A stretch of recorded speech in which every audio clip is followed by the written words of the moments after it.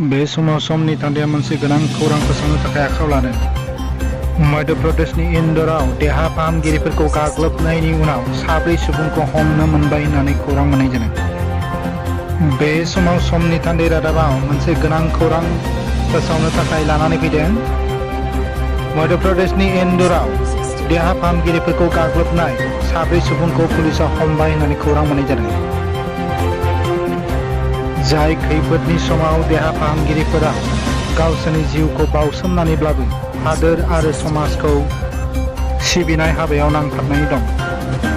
बेबादि अलखद समाव देहा फाहामगिरिफोरखौ गाग्लोबनाया दुखुनांथाव जादों।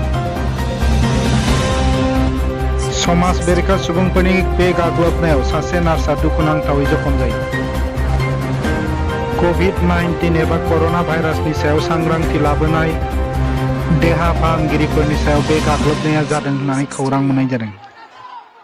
समाज बेरेखा सुबुंफोरनि बे गाग्लोबनायाव सासे नार्सआ दुखुनांथावै जखम जायो।